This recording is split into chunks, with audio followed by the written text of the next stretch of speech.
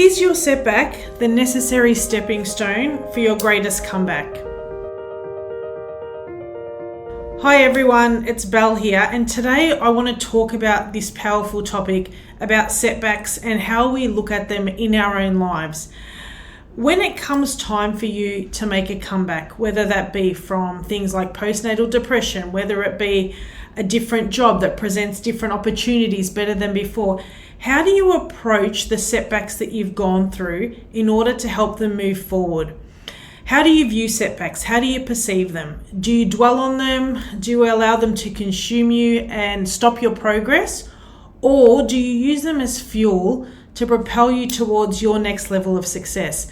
And the way that we look at this can completely change the outcome of our lives. When we look at setbacks, we're presented with the chance to advance our future. And I know that for myself, sometimes when I feel like I'm struggling with something, when I know I'm going through a difficult time, I know that quite often on the other side of that is something really exciting, a higher level of awareness, another glass ceiling to push through. But sometimes I just need to sit through that setback or sit through this difficult situation in order to see the light at the end of the tunnel on the other side. And sometimes that can be quite hard to do. So I want to share with you today a couple of ways that you can do that. The first one is to sleep on it. So yes, I know you may have heard this a million times, but have you tried it? I know for myself, sleeping on things gives me a whole new perspective the next day. When you sleep on a problem, you give your brain the chance to process information differently. It can lead to fresh insights. It can lead to a clearer mindset. It can just lead to just a complete fresh perspective. So next time you're faced with a setback, I want you to resist the urge to react, as hard as it may be in that moment, and instead give yourself permission to take a step back, to get a good night's sleep, and to reassess the situation with fresh eyes and a fresh perspective. I know for me that's a work in progress, but it's definitely getting better.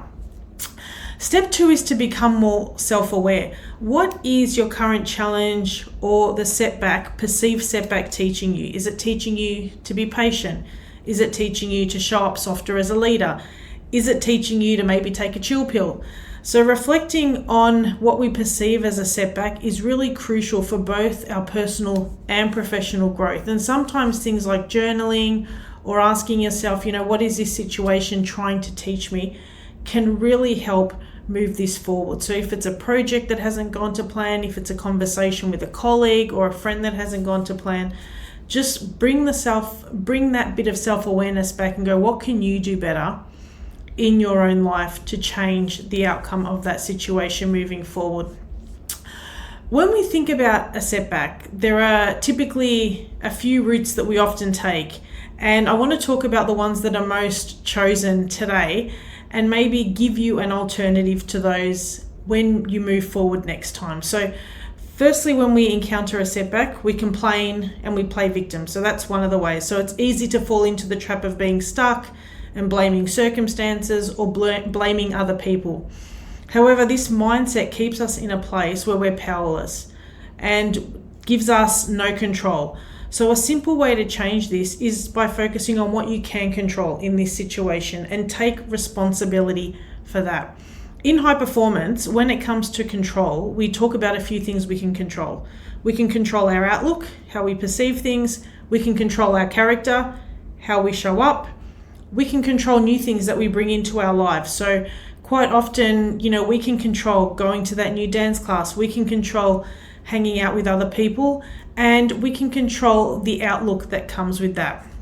So that's a really important thing that we talk about in high performance. Something else that we can control is our need for fulfillment. So how we choose to fill our buckets. So how we choose to fill our buckets doesn't have to be how other people choose to fill theirs, and we've got control over that. So that's one reason. The second thing that holds us back is we attempt change, but we regress. So what do I mean by that? Sometimes we try and change something, but when things get tough, we go back to what's comfortable, whether that's eating, whether that's leading what we perceive an average life in our own eyes, whether that's going back to that relationship that's comfortable, even though we don't really want to be in it, but we're just there because is the grass greener on the other side. So how do we begin to change this? We start to set small achievable goals related to the change that you want to make and be consistent in just sticking to those goals and building momentum. You can get somebody to hold you accountable in this. You can write it down. You can grab a coach. Whatever it is for you that holds you accountable to help you move forward. And then we can put in the work and strive for a better future. So this is the path to true growth. So we acknowledge the past for what it was, we learn from it, and we use those lessons to build a better future. So how do we do this? We can create a plan. We can visualize. We can get somebody to help us. We can celebrate milestones along the way. But by doing this is the way to move forward and turn our previous setbacks or things that have held us back into our greatest comeback. So when I was going through postnatal depression, when I was going through it, it was really hard. I couldn't see light at the end of the tunnel. I didn't want to talk to anybody. And it took a long time for me to open up. But now I go, thank goodness I went through that, because the me on the other side is a whole lot happier, a whole lot softer, and it's completely changed the direction of my life as well. So I look at it like an absolute blessing. But it took a while to get there, but now I can go, okay, that setback, perceived setback, led me definitely to my greatest comeback. So it's really important to reflect. So how do we turn our setbacks into comebacks? And I've got 3 simple steps to help you do that today. The first one is to reflect.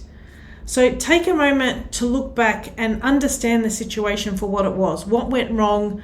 What could you have done differently? Maybe you couldn't have done anything differently. Reflecting allows you to gain insight and allows you to learn the lessons from the past to bring them into your future and change them. So step 1, reflect. Step 2 is accept. Acceptance is about acknowledging the past without judgment, understanding that setbacks are part of our journey and understanding that they shape us into the person we are today, and moving forward without carrying that burden. So that's step 2. And step 3 is evolving. Use the lessons you've learned to evolve and grow. This is where a lot of people get it wrong. They don't take the lesson, and so they never evolve and grow, and they complain about the same thing, and the same problem keeps entering their lives.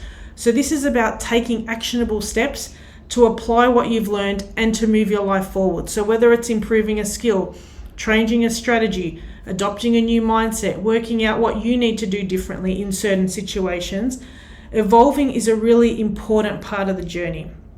So I want you to remember that setbacks, they're not the end of the road. They're the necessary stepping stones that lead us to our greatest comebacks if we choose to look at them that way. So by reflecting, accepting, and evolving, you can change your setback and you can change the trajectory of your life. So thank you for joining me today. I hope you found this useful. And I want you to remember that every setback is an opportunity in disguise. So next time you're faced with one, think about the opportunity that it's presenting you with, or the potential opportunity on the other side. So until next time, live a successful, purposeful, and fully charged life. Your coach, Belle.